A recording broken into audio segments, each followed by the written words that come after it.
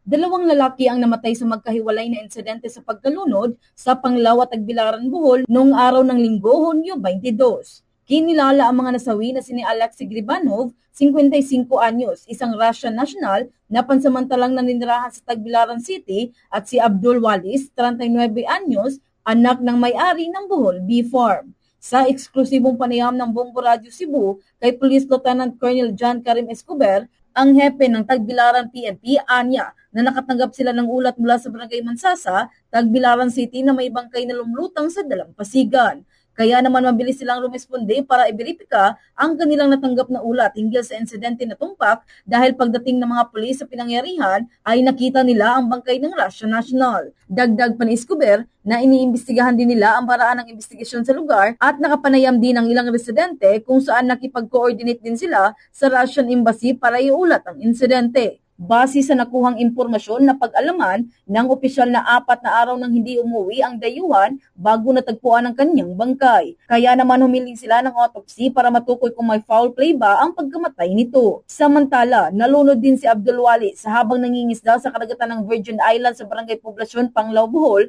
noong araw ding iyon. Batay sa inisyal na ulat ng pulisya, si Abdul na pinaniwala ang walang kagamitan ay nakarating sa malalim na tubig gamit ang pump boat bago ang insidente, kung saan pinaniwala ang hinabol nito ang nahuling malaking isda hanggang sa maubusan ito ng hangin base sa regulator sa kanyang relo. Nakatanggap kami ng report from the barangay officials of Barangay Mansasa sa Tagbilaran City regarding a found dead body, sir, na kabaybayin ng Barangay Mansasa, sir. And later we found out, sir, that the said dead person is a foreign national, particularly Russian national. The name of Alexei Gribanov. We conducted investigation, sir, sa area, and we conducted also interviews.